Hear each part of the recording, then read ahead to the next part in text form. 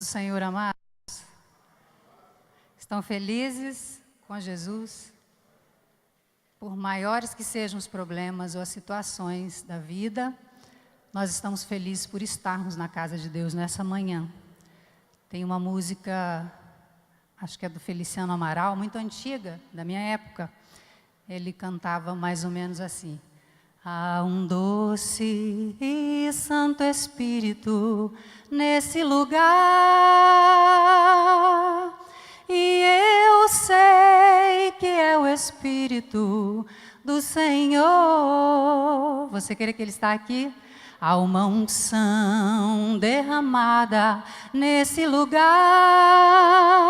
e eu sei que é o Espírito do Senhor.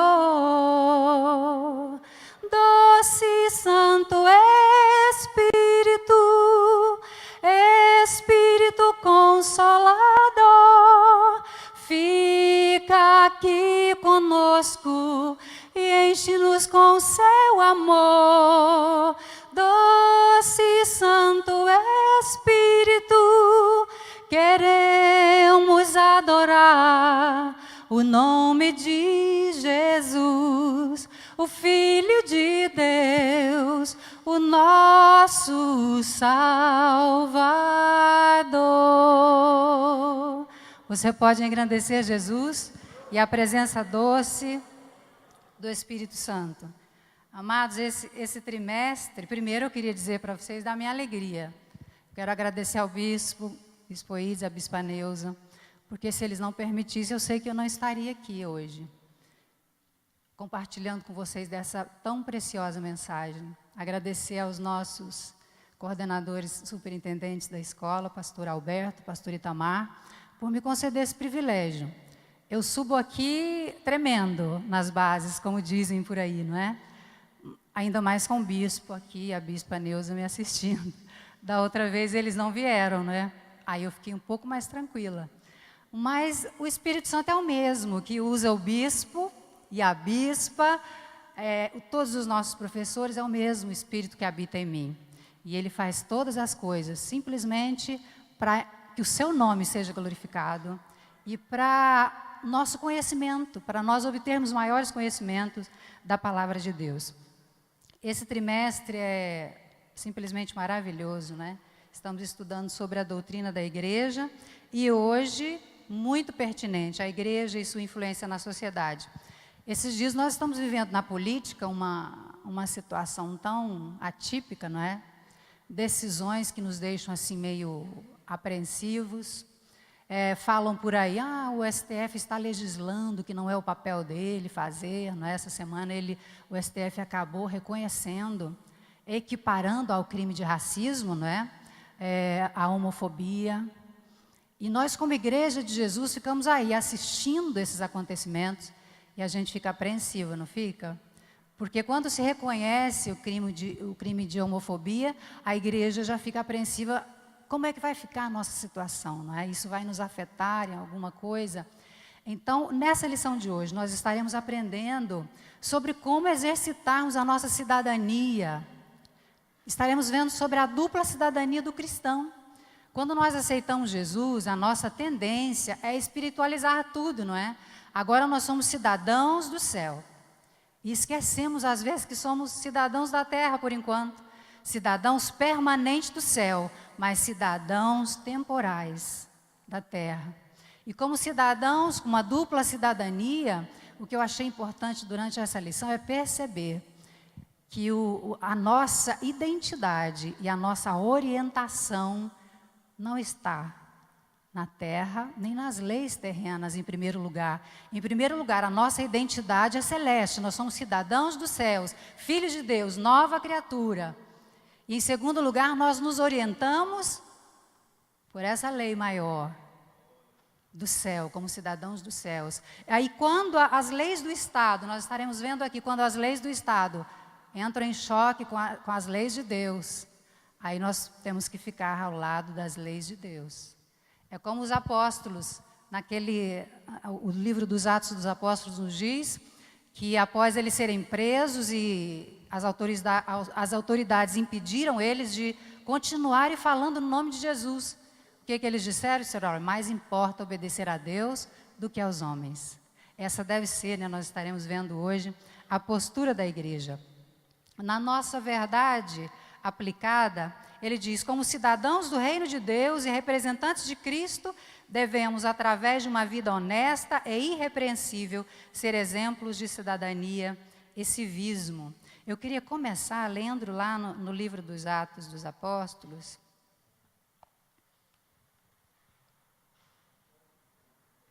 o capítulo 2, o versículo 42, e seguintes, e perseveravam na doutrina dos apóstolos, e na comunhão, no partir do pão e nas orações. E em cada alma havia temor, e muitos prodígios e sinais eram feitos por intermédio dos apóstolos. Todos os que creram estavam juntos e tinham tudo em comum. E aí, diariamente perseveravam, 46, diariamente perseveraram unânimes no templo, partiam o pão de casa em casa e tomavam as suas refeições com alegria e singeleza de coração, louvando a Deus e contando com a simpatia de todo o povo. Esse fechamento aqui, e contando com a simpatia de todo o povo, me faz lembrar o que a revista quer nos passar hoje, sobre influência. A igreja precisa influenciar. Eu estava estudando essa lição e fiz essa pergunta para mim: quem influencia mais? Será a igreja que exerce uma maior influência no mundo ou será o mundo que exerce uma maior influência sobre a igreja? Vocês vão acho que sim, concordar comigo que o mundo, a sociedade, exerce influência sobre a igreja. Porque a sociedade é uma instituição, junção de humanos, de pessoas, que na história vem sofrendo mudanças. A sociedade não é estática, até porque o ser humano não é. O ser humano também se desenvolve, cresce, aprende, aprende cultura, não é, do meio onde ele vive. Então, por isso, a nossa influência na sociedade, a gente começa a estudar e pensar, será que nós estamos influenciando menos a sociedade do que a sociedade a nós? Mas estudando um pouquinho sobre a história da igreja, eu vi que não, a igreja realmente tem influenciado as sociedades naquele meio onde ela está inserida. Eu queria começar lendo agora uma afirmação de Tertuliano, por volta do ano 160 a 220, ele escreveu assim: nós somos de ontem, e todavia enchemos o vosso império, as vossas cidades, as vossas vilas, ilhas, tribos, campos, castelos, palácios, assembleias e o Senado. Ao fim das perseguições imperiais, os cristãos eram cerca de metade da população do Império Romano. Viu só que lindo? Os cristãos daquela época, dos primeiros 3 séculos da era cristã, Tertuliano está dizendo, nós somos de ontem, nascemos ontem, há poucos séculos, há poucos anos. Todavia enchemos o vosso império, as vossas cidades, vossos castelos, palácios, assembleias e o Senado. Quando a gente começa a estudar sobre a influência da igreja na sociedade, existem algumas palavras importantes para a gente. Entre elas, cidadania, por exemplo. Nós temos que ver sobre cidadania, sobre civismo, né, sobre democracia, sociedade democrática. Nós vivemos, a nossa igreja hoje está inserida no ambiente de um governo democrático. Apesar de estarmos vivendo, eu conformo com alguns críticos aí da política, que eles dizem que nós estamos vivendo um momento de insegurança política, onde os poderes estão se confundindo, ou um entrando na seara do outro, não é? Como eu disse no início. Existe sempre uma crítica a esse respeito, porém nós precisamos agradecer a Deus, porque estamos inseridos no meio de uma sociedade democrática de direito. Não podemos esquecer, na minha época de infância, por exemplo, os cristãos evitavam a política. Não aceitávamos políticos ocupar o púlpito da igreja e fazíamos graves críticas a esse respeito. Essa semana, estudando essa lição, eu pude lembrar um pouco da minha época de infância, adolescência, juventude, e eu assisti, porque eu nasci num lar evangélico, tenho 53 anos, então eu assisti essa mudança acontecendo na igreja. Nós começamos a acordar, a perceber que a igreja podia e devia influenciar na política do nosso país. Isso demorou a cair a ficha para nós, não é, bispo? A gente demorou a tomar ciência disso, de que nós temos não só o direito, mas também o dever de interferir nas políticas do nosso país. Olha como a nossa igreja está, nós conseguimos eleger deputados, né? Temos senadores, temos senador na República, não é? Porque nós acordamos para essa realidade. Aí quando eles vão legislar, quando o legislativo vai legislar sobre alguma lei que nos diz respeito, que se refere a nós, o que as igrejas fazem? A gente faz uma pressão, né, sobre eles, sobre os nossos políticos, nós elegemos. Há poucos dias eu vi uma pessoa que talvez falte um pouco de entendimento sobre o que é a democracia. Alguém disse, nós exercemos a nossa democracia no voto, escolhemos nossos representantes e ao chegarem lá, eles decidem as questões de acordo com a sua consciência, ética e moral. Eu pensei, eu discordo disso. Porque a verdadeira democracia é, os cidadãos escolhem os seus representantes e depois nós acompanhamos eles em todas as decisões que eles tomam. Decisões que afetem a sociedade como um todo e decisões que nos afetem como igreja. Então, cabe a nós, eu estava vendo sobre isso, a igreja precisa sempre lembrar que ela tem voz profética. E como voz profética nós entendemos levantar a voz e denunciar injustiças sociais, denunciar a corrupção, não é? É papel da igreja também. O nosso papel ele não se resume a dentro dessas paredes aqui desse templo.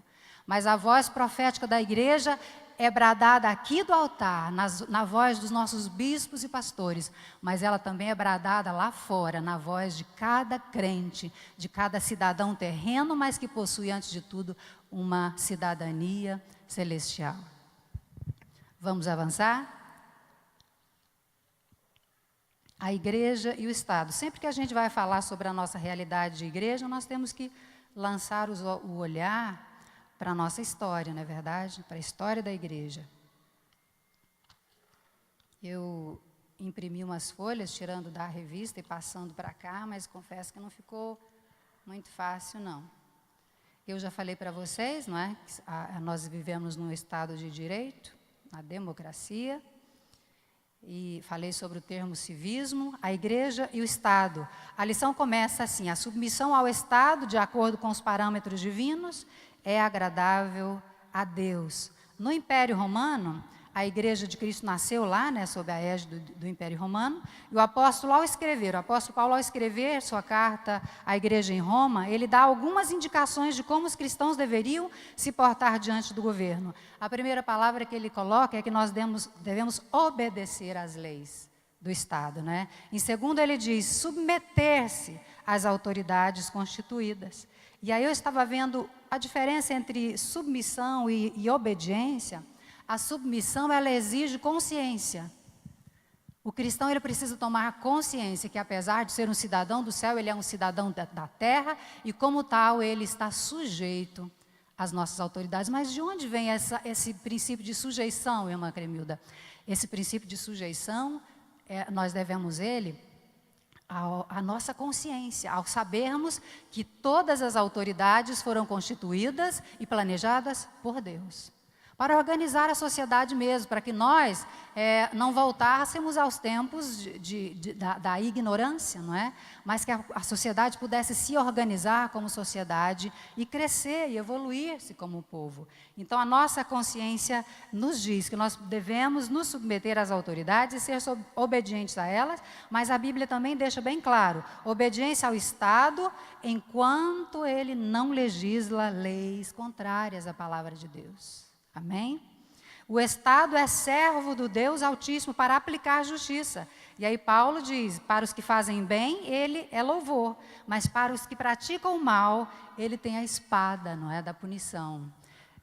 E alguns deveres que o apóstolo coloca, nós temos que orar pelas autoridades constituídas. Nós somos muito bem ensinados sobre isso aqui na sede, e isso a gente já tira de letra, não é? O tópico 1.2 diz: a Deus e a César, duas esferas. Lembra o que aconteceu com a igreja primitiva quando, a partir de Constantino, ele faz um edito liberando a igreja, ou seja, legalizando, porque até então, até Constantino, a igreja eram pessoas que se reuniam, mas sem aparato legal, sem apoio legal.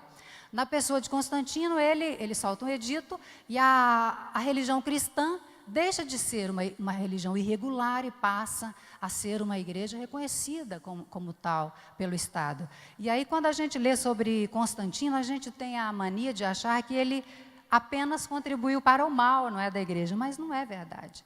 Constantino fez algumas coisas que foram positivas para a igreja. Por exemplo, ele expediu esse edito, né, de tolerância, dando liberdade religiosa não apenas aos cristãos, mas a todos os religiosos da época. Incrível que essa decisão dele foi a primeira do tipo, que reconhecia a liberdade da religião, né, a liberdade de se expressar nos seus cultos religiosos. Ele expediu uma exortação geral para que todos os súditos abraçassem o cristianismo, não uma ordem, mas meio que um conselho, né, convidando as pessoas a abraçarem o cristianismo. Ele incentivou e ajudou na construção de muitas igrejas. Fez do cristianismo a religião da corte, tanto que ele mudou a capital para Bizâncio, né, e denominou ela como Constantinopla, a nova Roma, nova capital de Roma, do novo império. Permitiu aos soldados cristãos que eles participassem do culto nas igrejas. E olha só que interessante, ele aboliu a escravidão, ele combateu, não é, aboliu os combates de gladiadores, ele aboliu a morte de crianças indesejáveis, que era praticado em Roma. A criança não era desejada pelos seus genitores, então eles tinham um amparo legal para descartar essas crianças. E ele aboliu isso.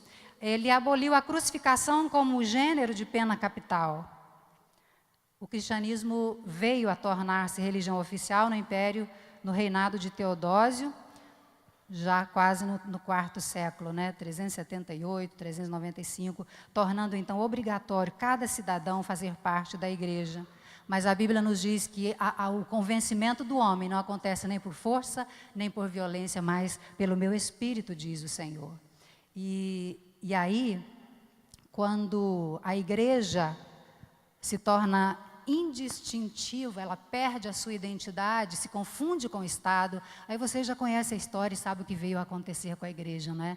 As doutrinas são ameaçadas e perdem, a igreja perde o seu norte. Aí chega Lutero na Reforma Protestante e diz, olha, ele adota a teoria das duas esferas, né? Diz, olha, o Estado é uma esfera diferente da igreja. Igreja e Estado são diferentes, um não deve entrar na esfera do outro, não é?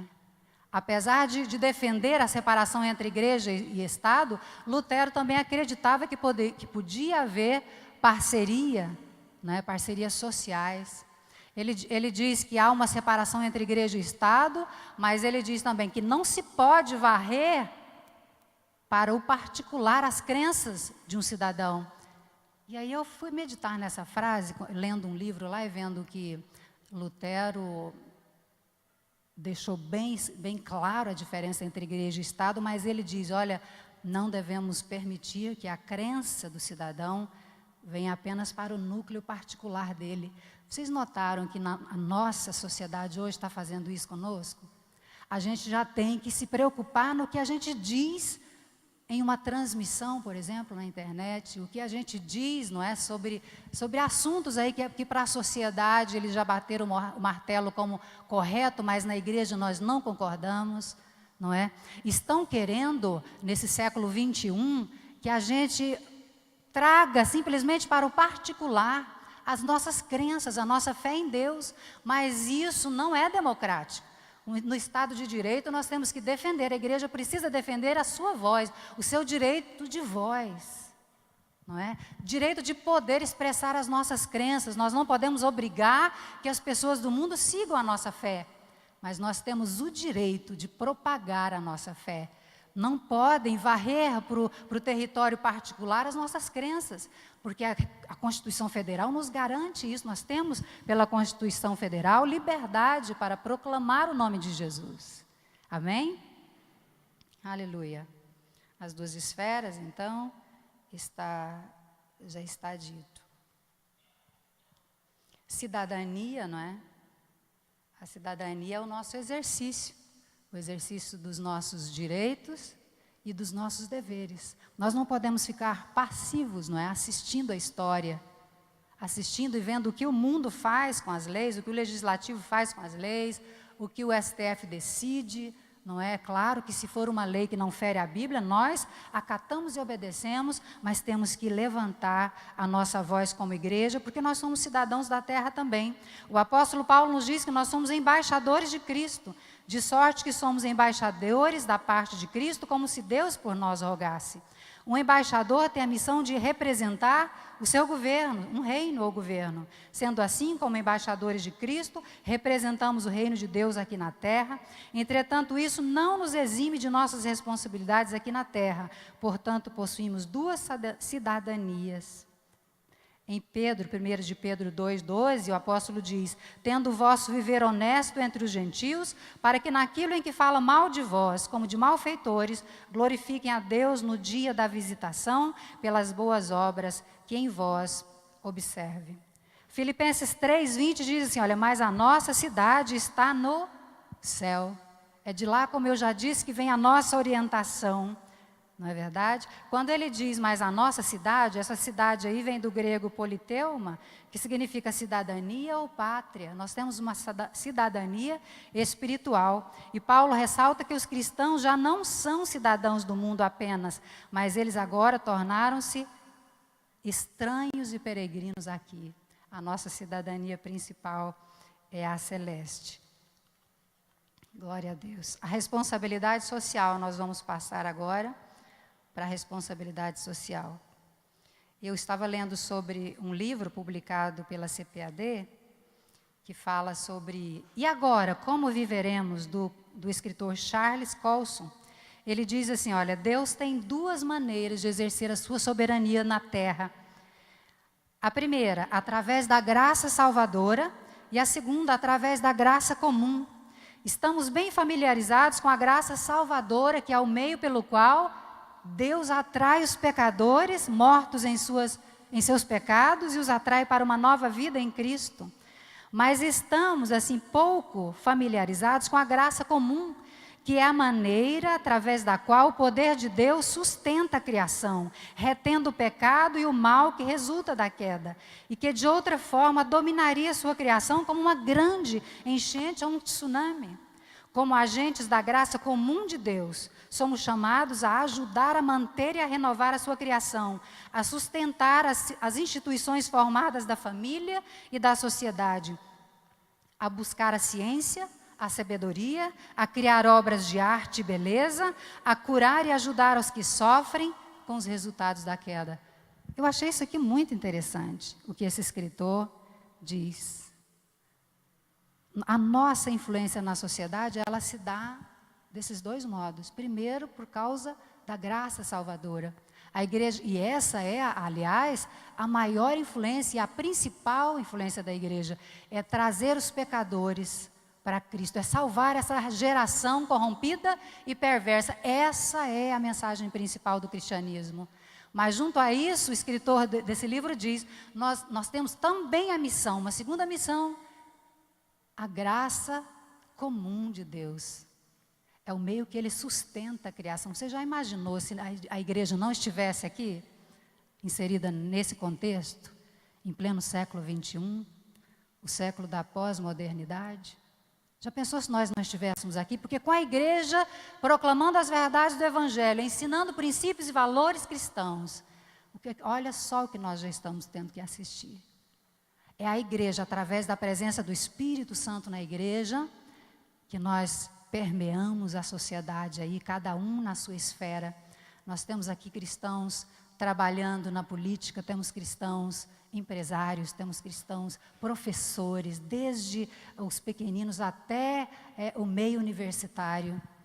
Eu estava lendo um livro também nessa semana que ele diz que assim como o sal flui do saleiro, Deus conta com a igreja para se infiltrar na sociedade, em todos os seus meios aí. Aqui eu olho para a Fran e vejo, a Fran é uma profissional do canto, né, da música, e eu fico vendo os stories, as publicações dela, como ela trabalha, né, como ela interage com o lado cultural, com a música, as artes, né, ela está influenciando o mundo das artes. E Deus colocou na mão dela a responsabilidade de influenciar nas artes contemporâneas, através da presença dela como cristã, como serva de Deus. Deus tem usado advogados para influenciar no meio jurídico, na defesa das causas dos desfavorecidos.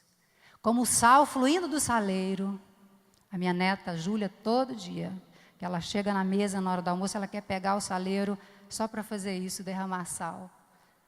Assim como o sal flui do saleiro, a igreja precisa permear essa sociedade.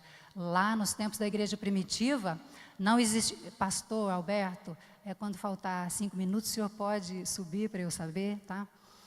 Naquela época, não existia a refrigeração, né, a geladeira, freezer e tudo isso. O que eles tinham que fazer? Os pescadores, para manter, quando eles pescavam muitos peixes, eles tinham que pegar o sal e esfregar no peixe. Não era simplesmente jogar o sal no peixe, tinha que ser esfregado o sal na carne, para que o sal penetrasse e evitasse a deterioração, conservasse aquela carne de peixe e outras carnes também. A igreja é esse sal, queridos. Ela não tem que simplesmente estar aqui no saleiro, que é o templo, que é a comunidade cristã. É maravilhoso estarmos aqui, não é? É aqui que a gente fortalece a fé, edifica a fé um dos outros. É aqui que nós aprendemos os princípios da palavra de Deus, mas como o sal que flui do saleiro, nós precisamos permear e sermos esfregados nessa sociedade. A igreja precisa, queridos, ser esfregada na sociedade. O sal, quando você coloca ele na comida, ele desaparece. Só fica o sabor dele, só o tempero dele. Você sabe que ele está lá, porque você experimentou o sabor dele na comida.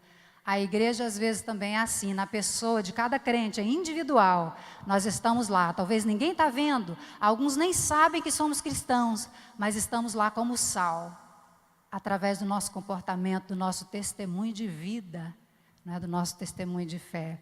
Você pode glorificar Jesus por ser sal, por ser luz. O sal era a coisa mais comum na época, apesar de que lá naquela época ele custava caro e cobravam impostos altos sobre a produção e distribuição do sal. Hoje ele é comum, ele está presente em todos os lares. Assim como o sal está presente em todas as casas, também a luz está presente em todos os nossos lares. E é assim que Deus diz que nós devemos ser, influenciar sendo sal e luz. Eu me lembro que na minha infância fui criada no interior, no sítio, depois num povoado, perto de Jussara, e a nossa casa o nosso povoado não tinha luz elétrica. Então, quando chegava a noite, minha mãe pegava uma lamparina, que a gente chamava de lamparina, né? Eu não me lembro, acho que era querosene que colocava dentro, e um pavio, não é? E à noite ninguém queria ficar com mais de uma lamparina em casa, por causa dos perigos. Minha mãe com 7 filhos em casa, então tinha-se muito medo da gente provocar um acidente com fogo.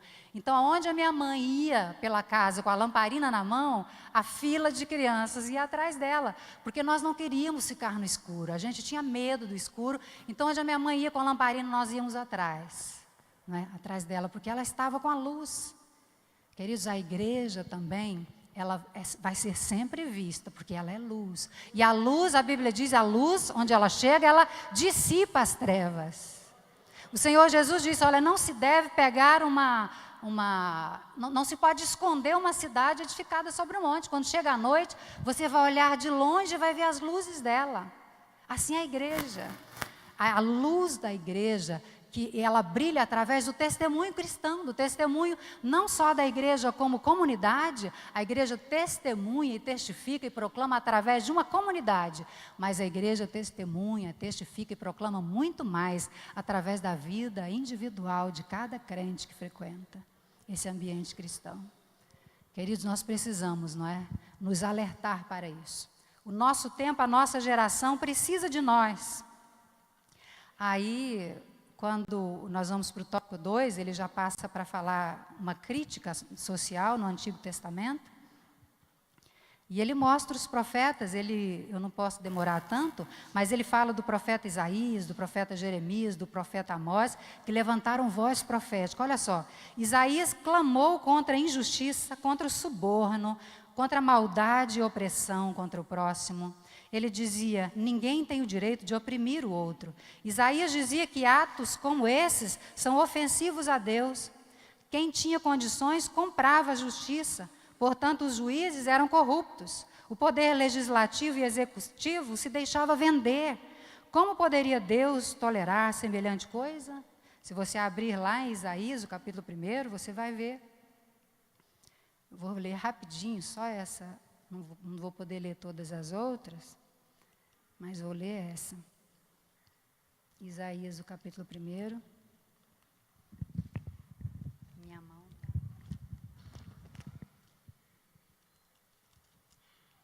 Isaías, o capítulo 1, o versículo 15 ao 17.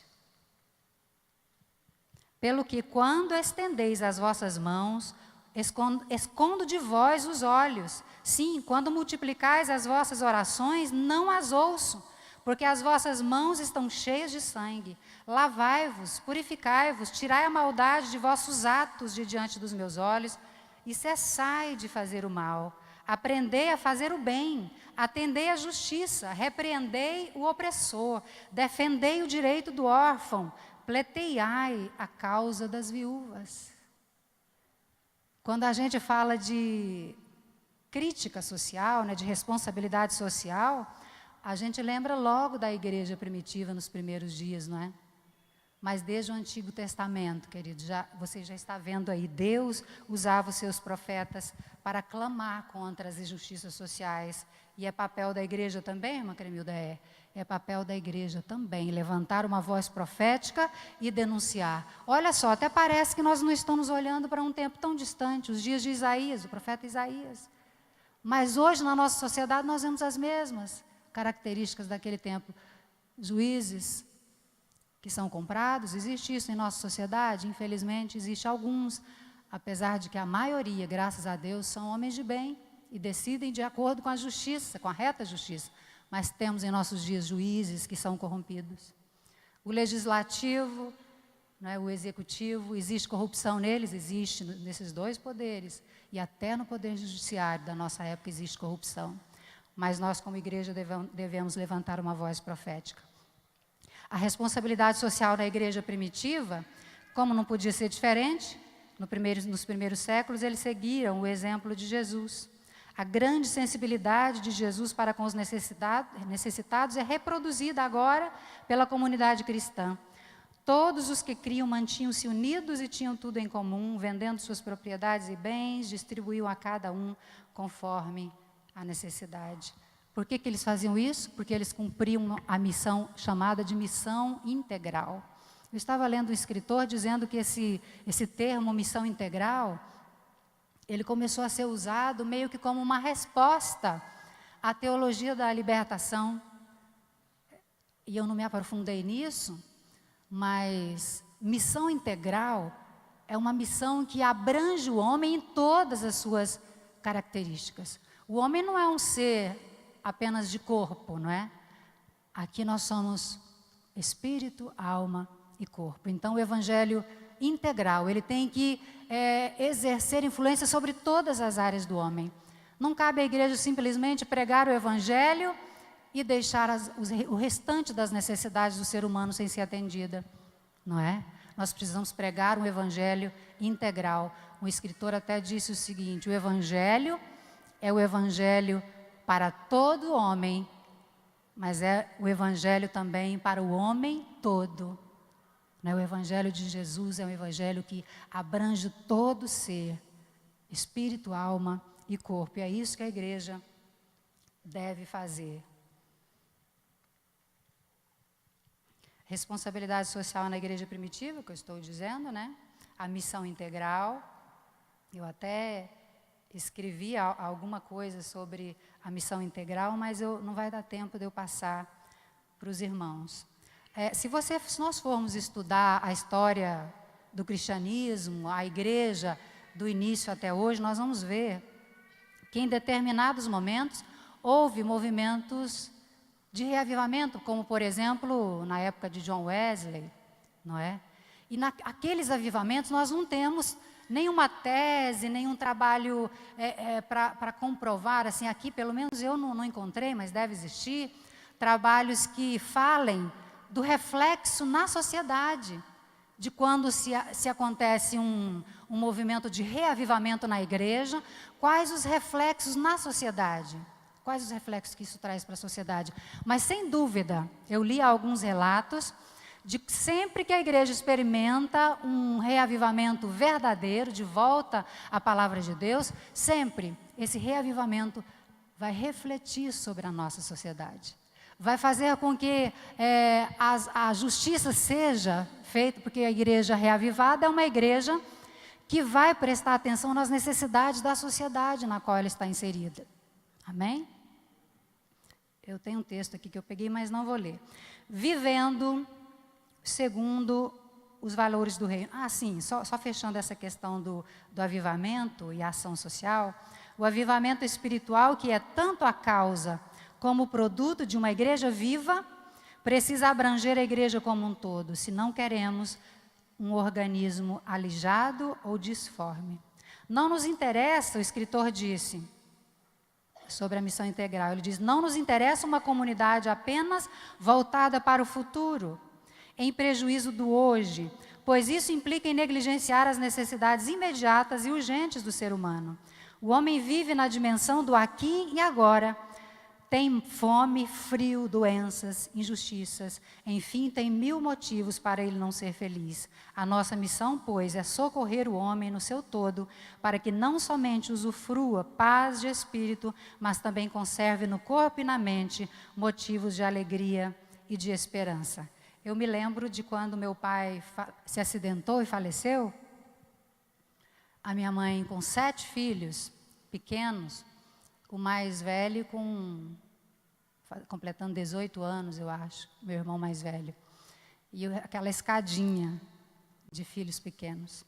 E naquela época, eu lendo aqui sobre a ação social, como é importante na igreja, naquela época o meu pai era o mantenedor da nossa casa, minha mãe cuidava dos 7 filhos, meu pai que trazia alimento para casa. Então, foi um desespero para minha mãe naquela época.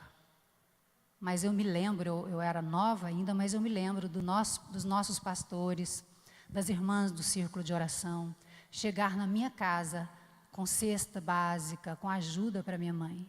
Até que as coisas foram melhorando, minha mãe começou a trabalhar, e nós também entramos no mercado de trabalho, eu e meus 2 irmãos mais velhos que eu.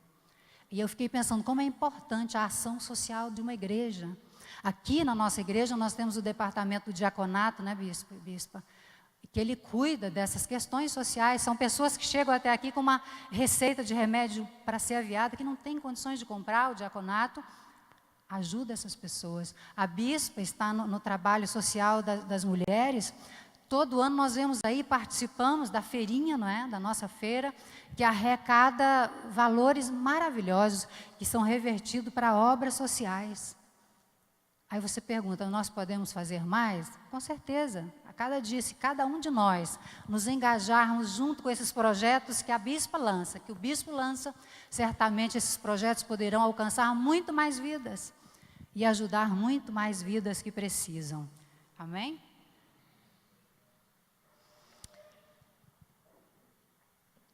É saudável, ele nos diz aqui, a participação e o envolvimento do cristão enquanto cidadão. É saudável que essa participação se estenda a outros domínios, além da família, da vizinhança, do trabalho.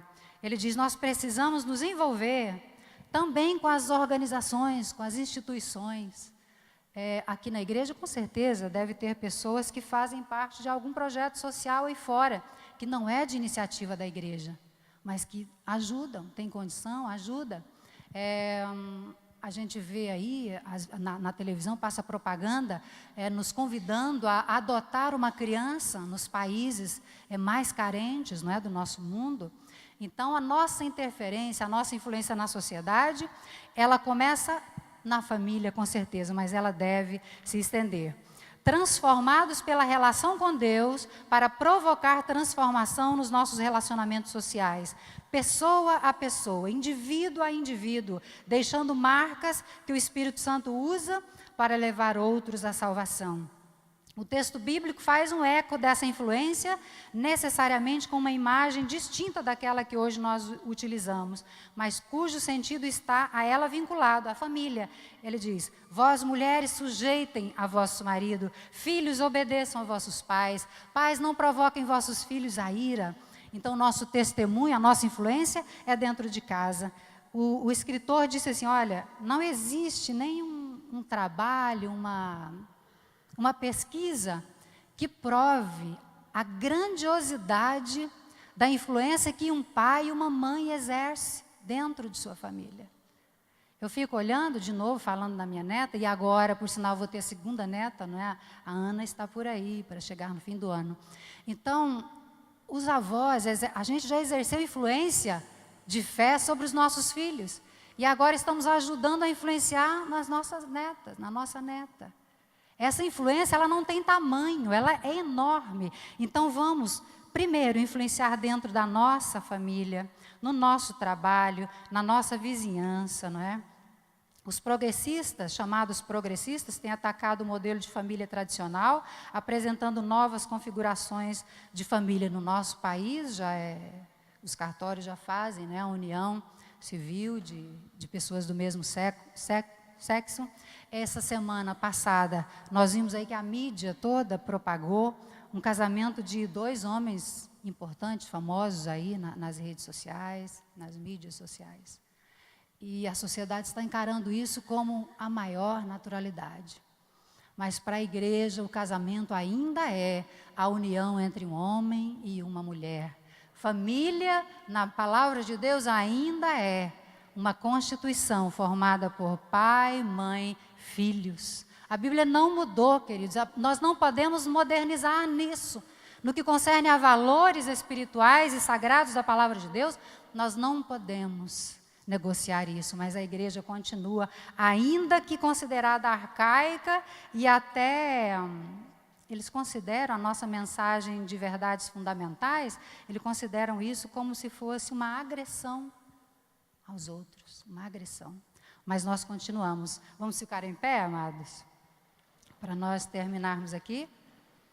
O nosso grande desafio atual é viver a palavra de Deus na sua essência, não perdendo a nossa identidade pentecostal. Do mesmo modo como Abacuque clamou na sua época, aviva, Senhor, a tua obra no decorrer dos anos, e no decurso dos anos faça-a conhecida. Na tua ira, lembra-te da misericórdia.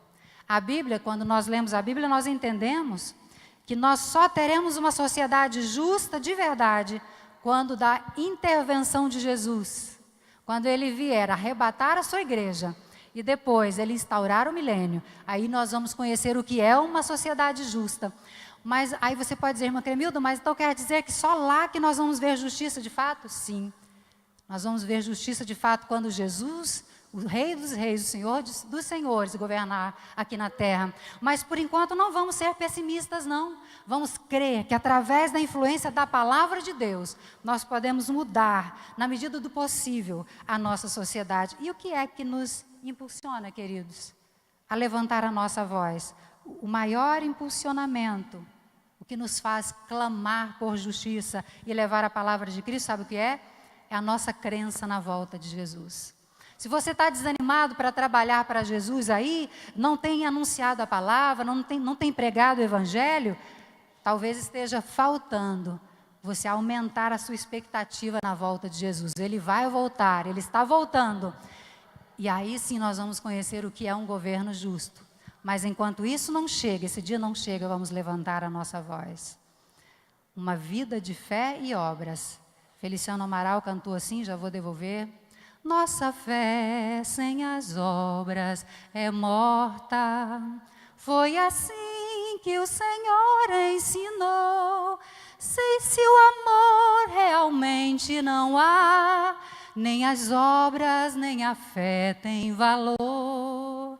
Sem amor é impossível agradar a Deus, e as obras são frutos do amor.